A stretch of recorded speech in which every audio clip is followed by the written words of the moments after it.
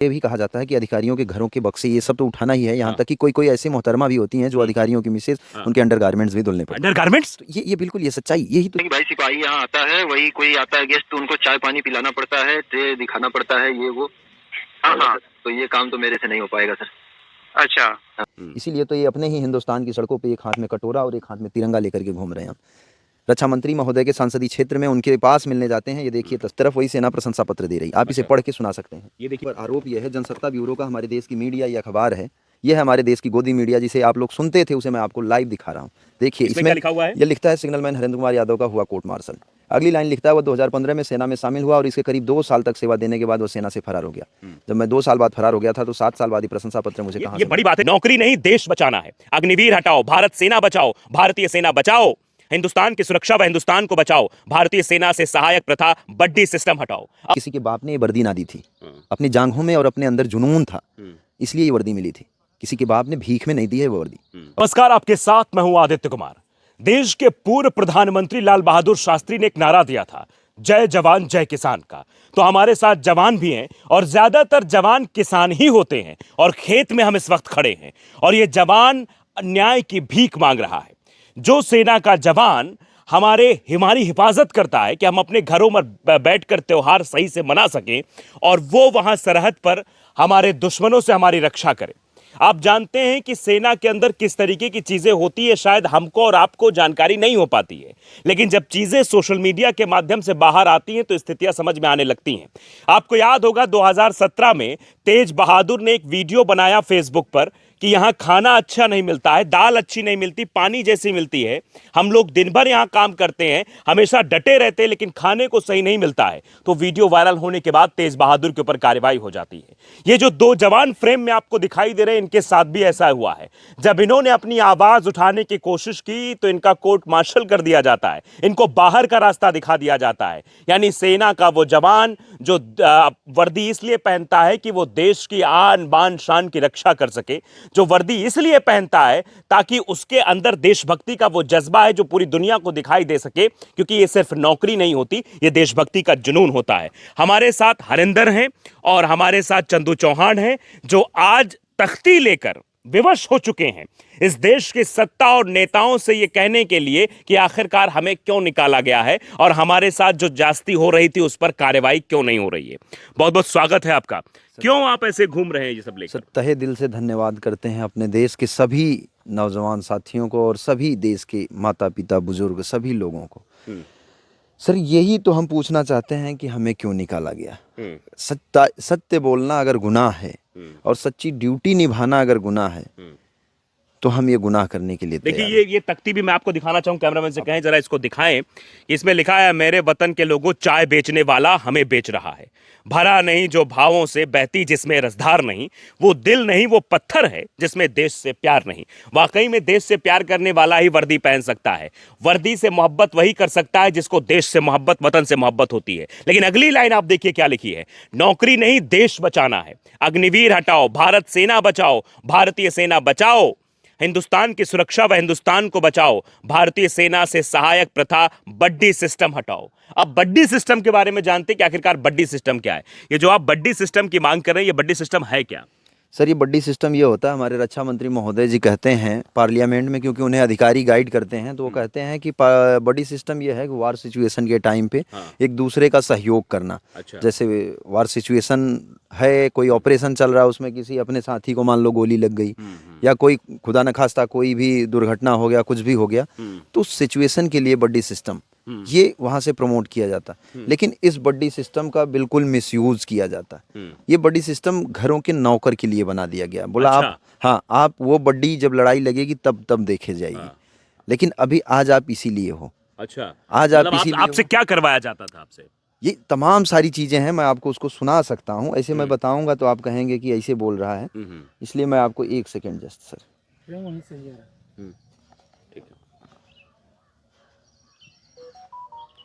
मेरे समझ से जवान ये काम करने के लिए नहीं होता है। जो टेक्निकल भर्ती हो रहा मैं आ गया यहाँ पे, पुष्पेंद्र सर को रिपोर्ट किया। हाँ हाँ, तो वो बोल रहे हैं कि भाई सिपाही यहाँ आता है, वही कोई आता है गेस्ट तो उनको चाय पानी पिलाना पड़ता है, ट्रे दिखाना पड़ता है, ये वो। हाँ हाँ, तो ये काम तो मेरे से नहीं हो पाएगा सर। अच्छा। हाँ, बोले नहीं सिपाही का काम यहाँ यही है। हाँ। तो भी आप बोले आप फिर बता दो और बाकी बोले वो पूरा झाड़ू पोछा करना होगा आपको। हाँ हाँ हाँ हाँ हाँ। मैं बोला सर फिर अभी बताओ आप फिर क्या करना है। अभी मैं वर्किंग के लिए काम करने के लिए जैसे ऐसे कहीं ठीक है। घास फूस काटना हो ये सब कुछ हो तो बताओ। बाकी तो बोले नहीं ऐसा तो नहीं कुछ है। हाँ तो बोले आप ज़्यादा मैं नहीं बताने के सुनाऊंगा, लिए। थोड़ा ही थोड़ा सुनाऊंगा। अच्छा। नहीं तो झाड़ू पोछा वगैरह तो नहीं करोगे? झाड़ू पोछा अब जैसे यहाँ थोड़ा से बहुत होगा तो कर देंगे। अभी पूरी सार्वजनिक स्थान में पूरी मूवी पिक्चर हाल चल रही है। कहाँ से लोग पूरा थोड़ी वो तो सब मिलके करते होंगे। ये थोड़ी कि एक के ऊपर डाल देगा। वो तो सर हमें बोलेगी सिपाही का यहाँ पे सिपाही ही करेगा। ठीक है।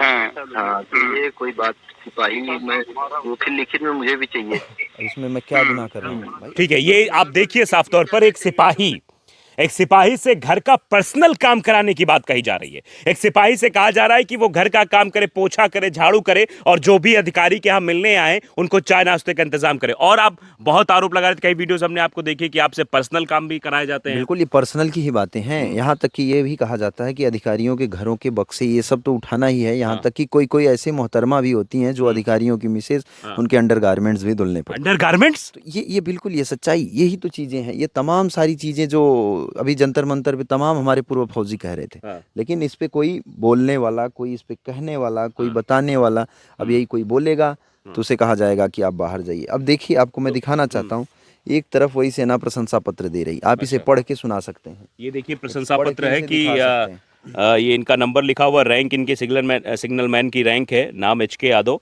12 कोर सिग्नल रेजिमेंट में सेवा करते हुए सार्थक कर्तव्य निष्ठा एवं कार्य दक्षता का परिचय देते हुए और यूनिट में अन्य लोगों का उदाहरण प्रस्तुत करने पर मैं आपकी प्रशंसा करता हूं। ये अतुल नैयर कर्नल हैं जिनकी तरफ से प्रशस्ति पत्र ये दिया गया है। ये मतलब एक तरीके से डेट भी उसकी पढ़िएगा कब दिया गया प्रशंसा है। पत्र है। ये 2 जुलाई 2022 का है। अब यही देखिए हमारे ऊपर आरोप ये है, जनसत्ता ब्यूरो का हमारे देश की मीडिया ये अखबार है, ये है हमारे देश की गोदी मीडिया जिसे आप लोग सुनते थे, उसे मैं आपको लाइव दिखा रहा हूँ।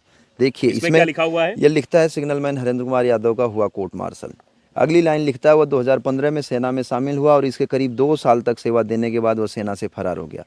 जब मैं 2 साल बाद फरार हो गया था तो 7 साल बाद ही प्रशंसा पत्र मुझे कहाँ ये से बड़ी बात है कि 2015 में कहा जाता है कि आते हैं 2 साल काम करते हैं, 2 साल बाद फरार हो जाते हैं, लेकिन ये जो प्रशस्ति पत्र जो मिला हुआ है, एक तरीके से ये कह दीजिए प्रशंसा पत्र जो है, इसमें 2022 की डेट दर्ज है, यानी 2022 तक काम करते हैं। तो कब आप बाहर आते हैं, कैसे बाहर आते हैं, ये जरा बताइए। बिल्कुल वो भी बताएंगे। ये हमारी पहले गोदी मीडिया जो हमारी मीडिया है, जो हमारे देश की, जो लोगों की आवाज को दबा रहा, जिसे लोग अभी सुनते थे नहीं, कि तो जो वहां से दिया जाएगा, जो बताया जाएगा ऐसा हुआ है, उसी सब छापेंगे। तो सर ये अखबार वाला क्या मेरी बाइट नहीं लिख सकता था? मेरी बातों को लेके नहीं छाप सकता था? इसने आगे हवाला दे रहा है, सेना ने बताया कि अपने कार्यकाल के दौरान सिग्नलमैन हरेंद्र कुमार यादव की तमाम गतिविधियां तो आपके अधिकारियों ने ये बताया होगा। तो जब बताया तो इस अखबार की तो पुष्टि करना, खबर को भी पुष्टि करना तो इसका हक था। ये पूछ सकता था। मैं तो ढूंढ रहा हूँ कि भाई साहब कहाँ हैं जनसत्ता वाले, थोड़ा सा हमारी भी बातें लिख दें। इसमें लास्ट में ये भी लिख रहा है सेना से भागने के बाद वह दोबारा कभी वापस नहीं लौटा। जब मैं भागने के बाद लौटा नहीं तो कोर्ट मार्शल कैसे हो गया? तो ये है हमारे देश की गोदी मीडिया। अब जब आप कह रहे हैं कि कब आया, कैसे आया, अभी मैं वही कह रहा हूँ कि मुझे 7 जनवरी 2024 को बाहर किया गया। अच्छा, 7 जनवरी 2024 को हाँ, बाहर निकाल दिया। हाँ 7 जनवरी 2024 से आज आप उससे सितंबर। पहले आ गए थे या बाद में आए आप? नहीं पहले कहाँ से, जब निकाला गया तभी तो मैं बाहर से अभी न्याय मांग रहा हूँ। मुझे न्याय चाहिए, न्याय चाहिए। इसीलिए तो ये अपने ही हिंदुस्तान की सड़कों पे एक हाथ में कटोरा और एक हाथ में तिरंगा लेकर के घूम रहे हैं हम। रक्षा मंत्री महोदय के सांसदीय क्षेत्र में उनके पास मिलने जाते हैं। ये देखिए तस्वीर, उनके पास समय नहीं है कि एक हिंदुस्तान का सिपाही, भारतीय सेना का जवान उनसे मिल सके, और वर्दी में तो खास तौर से नहीं। अच्छा, अब बताइए, जिस वर्दी पे लोग गौरव महसूस करते हैं, जिस वर्दी को रक्षा मंत्री महोदय खुद पहन के खिंचाते हैं फोटो, तमाम ट्वीट करते हैं, वोट बैंक की राजनीति के लिए इतने ट्वीट किए जाते हैं कि पूछिए मत, उसी वर्दी को कहा जाता है कि आप वो वर्दी पहन के आप रक्षा मंत्री महोदय से नहीं मिल सकते। चलिए ठीक है, कोई बात नहीं। जब आपको 2024 में निकाला गया तो क्या आपको कुछ लिखित दिया गया, बताया गया कि आप क्यों निकाले जा रहे हैं, कोई रीजन दिया गया? सर वही कागजात तो हम अभी तक मांग रहे हैं, इसीलिए तो हम कह रहे हैं सर एक कागज दे दीजिए किस वजह से आप मुझे निकाल रहे हैं, उसको लेके। वर्बली मुंह से कह दिया गया कि तुम बाहर जाओ? नहीं, एक ऐसे क्या बोलते हैं वो जो फोटोकॉपी एक पन्ना होता है, हाँ। वो एक फोटोकॉपी पन्ना दिया गया जिसे कोई पुष्टि ही नहीं करता। क्या रीजन क्या था? सर्टिफाइड कॉपी होनी चाहिए। उसमें रीजन क्या लिखा गया? उसमें रीज़न, अब ये चीज़ें जैसे लिखी गई हैं अभी, उसको आप वहाँ के अधिकारियों को आप पिटीशन डाल सकते हैं। उसमें एक रीज़न लगाया गया कि आपने आदेश का पालन नहीं किया, 63 जो एक वहाँ पे आर्मी मतलब आपने अंडरगारमेंट्स धोने से मना कर दिया। बिल्कुल। अब यही तो चीज़ें आपको मैं सुना रहा हूँ। हाँ। अब मैं वो चीज़ें अगर करता तो मैं आज बाहर नहीं होता, आज मैं अंदर ये होता। बताइए, जो आप ये बड़ी सिस्टम की बात कर रहे हैं, बड़ी सिस्टम इसको अलग तरीके से पेश किया जा रहा है, क्या सिर्फ आप ही है, आपके साथ ही ऐसा हुआ या फिर और भी है? ये पहले यही चीज़ें मेरे से बार बार कही जाती थी कि एक आप ही क्यों हूँ। अब ये देखिए दूसरे एक भाई हैं हमारे। अच्छा, ऐसे आप तमाम आपसे भी अंडरगारमेंट्स धुलवाए जाते थे? ये सर अभी वही तो चीज है, बड्डी सिस्टम किसी लिए हम आवाज उठा रहे। ये हर फौज को पता है, दिखाता हूँ मैं आपको, एक ही इससे चीज सर, दिखा देता हूँ। इससे क्या होता है एक कि सेकंड। देश कमजोर होता है सर, देश की अच्छा। सुरक्षा कमजोर हो रही है। क्योंकि अगर जो जवान अगर ऐसे ही अगर आप किसी भी सिविलियन को आप उठा के ले जाके सरहद पे बैठा तो नहीं सकते कि नहीं आज युद्ध का मैदान, आज छिड़ गया युद्ध, चलिए आप भी सेवा करिए। अगर आप उसकी सिखलाई, उसका प्रशिक्षण अगर आप उसको नहीं देंगे तो फिर ऐसे डायरेक्ट आप युद्ध में तो ले जाके उसे उतार नहीं सकते ना। आपने कब ज्वाइन किया था? 2015 में 2015 में आपने ज्वाइन किया था। क्या सोच के ज्वाइन किया था कि मैं सेना में जा रहा हूँ, उसके लिए रेस लगाते रहे होंगे, दौड़ते रहे, क्या सोचा था मन में, दिमाग में बिल्कुल क्या यही आया? देश की सेवा करने की भावना से गया था। तीसरे अटेम्प्ट में पास किया था। ये बनारस बीआरओ का आपने नाम सुना ही होगा कि देश में सबसे टफ बीआरओ में नाम आता है बनारस बीआरओ का, और इस बीआरओ से मैंने रेस क्लियर किया था, वो भी एक्सीलेंट। और फिजिकल सब कुछ किसी के बाप ने ये वर्दी ना दी थी, अपनी जांघों में और अपने अंदर जुनून था, इसलिए ये वर्दी मिली थी। किसी के बाप ने भीख में नहीं दी है वो वर्दी। और कोई ये कह दे कि नहीं ये उतार दूंगा तो ऐसे ना उतारूंगा। भाई आप जांच करा दीजिए, जिस दिन वीडियो आइडियोग्राफी के तहत आप जांच करा के मुझे दोषी सिद्ध कर देंगे उस दिन ये वर्दी उतार देंगे।